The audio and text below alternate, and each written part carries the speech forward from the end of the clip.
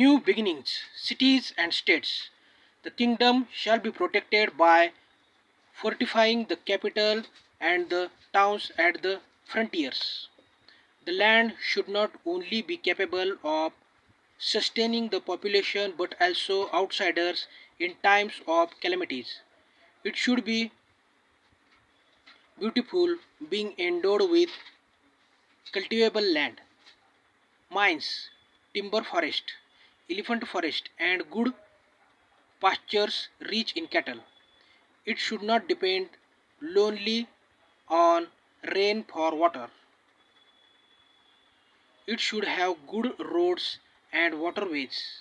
It should have a protective economy with a wide variety of commodities. What is meant by second urbanization of India? Why were the Janpadas and Mahajanpadas an important development in India's early history? What kind of system of governance did they evolve?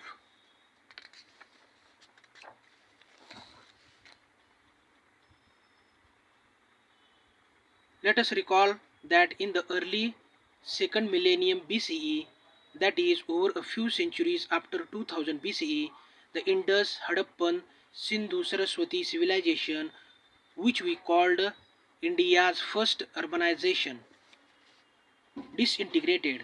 Some of its cities were abandoned.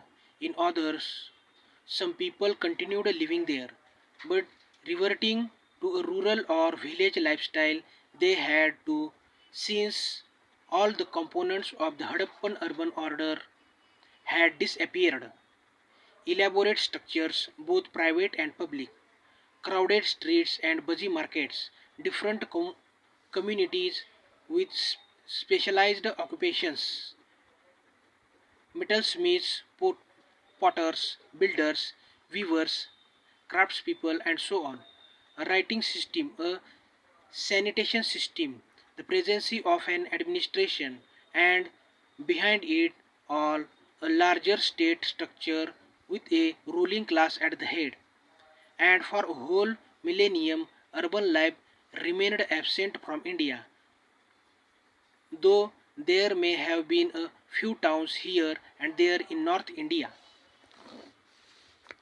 Indeed, there were important regional cultures, which we need not study here. Then, in the first millennium BCE, a vibrant new phase of urbanization began in the Ganga plains, parts of the Indus or Sindhu basin, and neighboring regions, gradually spreading to other parts of the subcontinent. How do we know this? Mainly from two sources: archaeological excavations that have confirmed the existence of those ancient urban centers and ancient literature describing them. Late Vedic, Buddhist, and Jain literatures are full of references to these new urban centers. This new phase is often called India's second urbanization, which incidentally has continued right up to today. Let us see how this phase emerged. Janpadas and Mahajanpadas. Towards the end of the second millennium BCE, regional cultures gradually reorganized themselves in North India as people formed clans or groups, probably sharing a common language and common customs. Each clan came to be associated with a territory or janpadas, led by a raja or ruler. Janpada is a Sanskrit word which means where the people have set foot, pada, that is, have settled down. The Janpadas grew as trade networks expanded and connected them. By the 8th or 7th centuries BCE, some of those early states had merged together. The resulting bigger units were known as Mahajanpadas, although the texts have different lists of them. The more frequent list gives the names of 16 Janpadas extending from Gandhara in the northwest to Anga in the east and to Ashmaka in central India, close to the Godavari river. See map. There may have been a few more, along with some smaller Janpadas continuing independently. Notice how many of the Mahajanpadas are concentrated in the Ganga plains. There are several possible reasons for this, including the growth of agriculture in the fertile Ganga plains, the availability of iron ore in the mountains and hills, see below about iron, and the formation of new trade networks. The most powerful of these new states were Magda, Kosala, Vatsa, and Avanti. Looking at the map, can you identify their capitals? Also, how many can you match with Indian cities of today? Compare this map with the map of the regions mentioned in the Mahabharata, that is Bharat, eh, and list the names common to both maps. What do you think this implies? Moat, a deep wide ditch surrounding a fort or a fortified city and filled with water. Map shows Mahajanpada's capitals. Most were fairly large, well fortified cities, with a moat running outside the fortifications as further defense. Often, the gateways through the rampart walls would be deliberately kept narrow, so guards may control the movement of people and goods entering or leaving the city. It is fascinating to note that most of those ancient capitals continue to be living cities today, modern cities that are often 2500 years old. Early democratic traditions. Each Janpadas had an assembly or council called a Sabha or Samiti where matters concerning the clan would be discussed. Remember from the chapter on India's cultural roots that the words Sabha and Samiti first appear in the Vedas, India's most ancient text. We may assume that most of the members were elders in the clan. The Raja was not expected to rule independently or arbitrarily. A good ruler was supposed to take the advice from those assemblies apart from the ministers and administrators. Indeed, according to some texts, an incompetent ruler could be removed by the assembly. Of course, while such mentions are significant, it does not mean that this was an established law. Let us remember that the data we have for such remote periods in is incomplete. In their political systems, the Mahajanpadas expanded the basic principles of the Janpadas. Some were in effect monarchies in the sense that the Raja was the ultimate authority, supported by ministers and an assembly of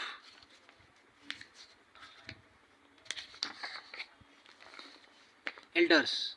His position was hereditary in the sense that a Raja would usually be the son of the previous one. The king would collect taxes or revenue, maintain law and order, get impressive fortifications built around their capital, and maintain an army to defend the territory or wage war with neighboring ones.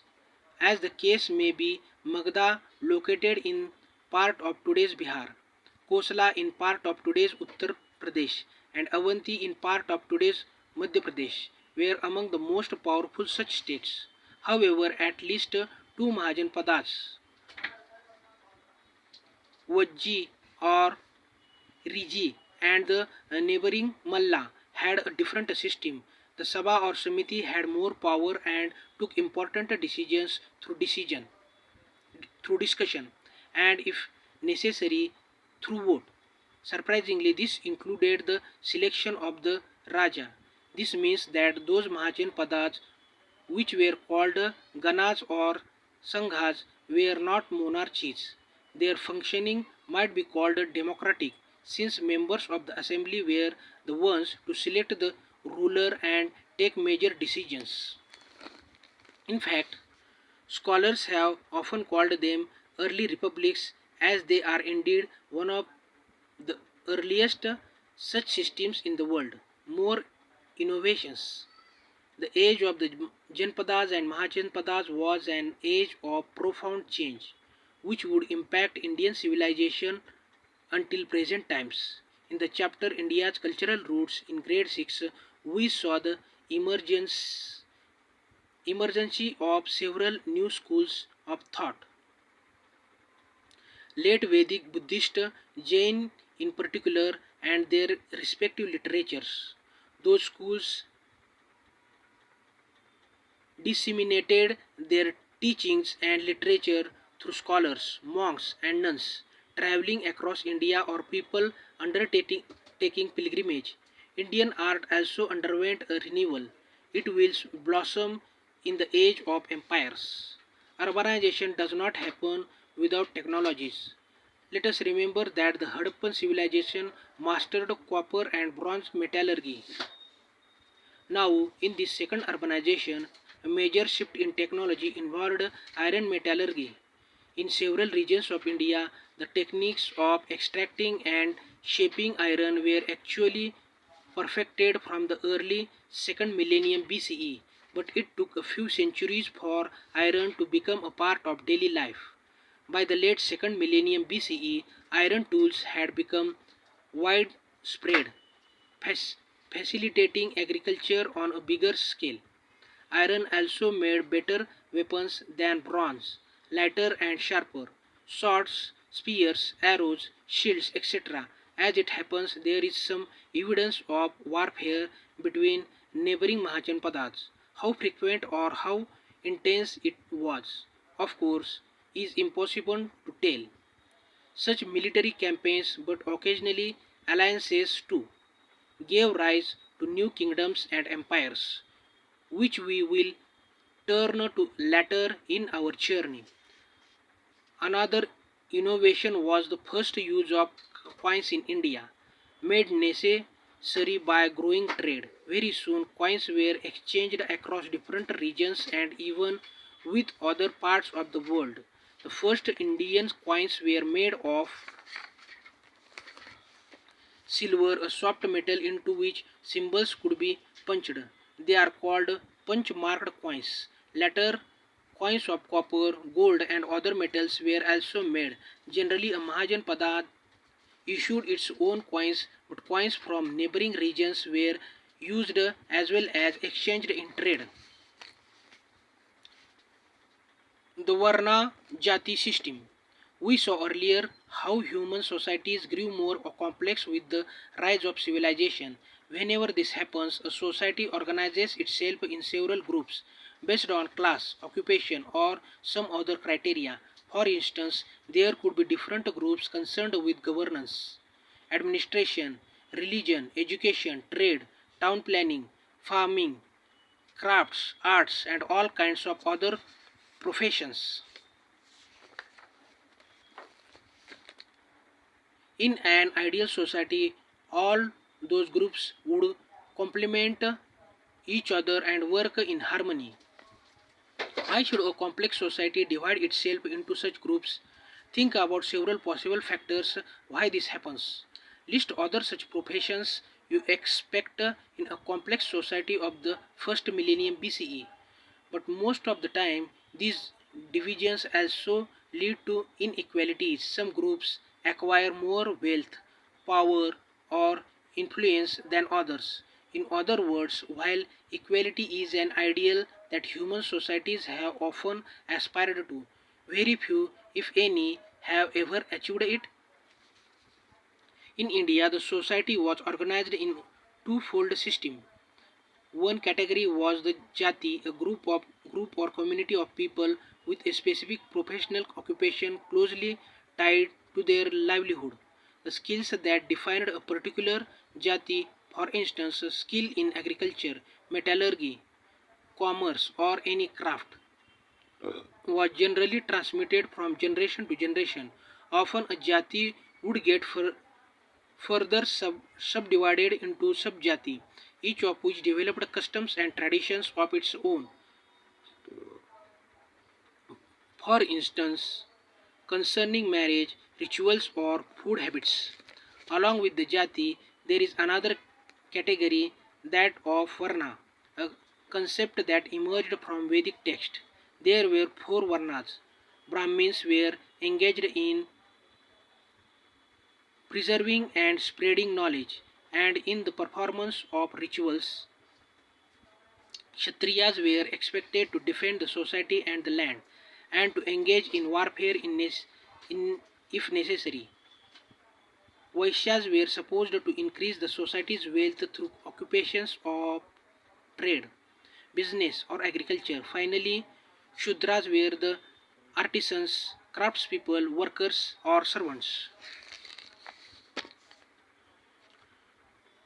You may have heard the English word caste. It comes from a Portuguese word caste. As Portuguese travelers to India in the 16th century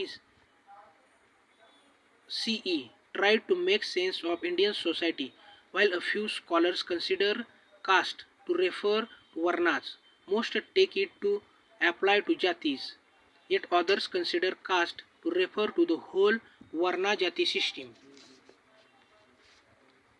There is historical evidence, both in text and inscriptions, that in the early period individuals and communities changed their professional occupations if circumstances demanded. For instance, a long drought or some natural calamity could force a community of farmers to migrate to a city and take up other occupations, or some Brahmins would turn to trade or even military activities. This complex system structured Indian society, organized its activities, indulging economic ones, and therefore gave it some stability. In some, however, the system became rigid and lead to inequalities and discrimination towards the lower jatis, or some communities excluded from a Varna Jati system. This process will be studied in a higher grade. The Varna Jati system has had a deep impact on Indian society, and generations of scholars have studied its countless aspects.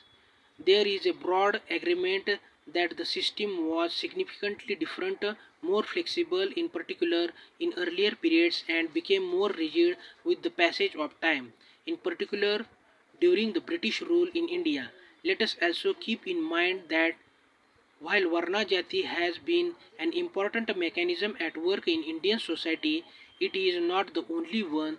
There have been many others, some of which we will explore later, especially in the theme our cultural heritage and knowledge traditions. Inequalities within society can exist in many forms. Have you encountered any incident where you or anyone you know might have made to feel different from others? Do you think equality is desirable in a society? If so, why? Have you come across people or initiatives that lessened inequalities? Developments elsewhere in India. In this first millennium BCE, important communication routes opened up for purposes of trade, pilgrimage, military campaigns, etc. Two routes became widely used and are of mentioned in the literature: the Uttar Patha and the Dakshin Patha. The first connected the northwest regions to the Ganga plains all the way to eastern India. The second started from Kaushambi near Prayagraj, then a capital of one of the Mahajanpadas, and crossed the Vindhya range of hills to proceed all the way south. We will return to these routes when we explore the formation of empires in India. Many lateral roads also connected with other parts of India, especially the important ports on the western and eastern coast, which were vibrant centers of trade. In the eastern region, major cities emerged, such as Shishupalgarh, today Shishupalgarh, part of Bhubaneswar, which was the capital of the Kalinga region and followed a strict square ground plan with imposing fortifications and broad streets. In the subcontinent's southern regions, cities began emerging from about 400 BCE, although recent excavations claim to find some signs of commercial activities going further back. Around this time, three kingdoms emerged: the Cholas, the Cheras, and the Pandyas. Apart from archaeological evidence, the most ancient Tamil literature mentions those kingdoms and several of their kings. Because the southern regions are rich in resources such as precious and semi precious stones, gold, and spices, they profitably traded not only with the rest of India but also with kingdoms and empires overseas. By 300 or 200 BCE, almost the entire subcontinent, including regions in the northwest, was one vibrant, interconnected land. Goods and culture traveled from region to region and often beyond India to parts of Central and Southeast Asia. About the same time, the Mahajan Padat ceased to exist, leaving the place to fresh developments that were going to reshape India. Before we move on, from the end of the second millennium BCE, Janpadas rose in parts of north and central India. They were smaller states with a Raja at the head taking counsel from an assembly of elders. The 16 Mahajapadas were the first organized states of the first millennium BCE. They witnessed the second urbanization of India, which spread in all directions from the Ganga region all the way up South India. By 300 BCE or so, the Mahajanpadas ceased to exist. In the same period, a vast network of roads connected north and south, east and west, and eventually all regions of the subcontinent. People, goods, ideas, and teachings traveled along all those roads.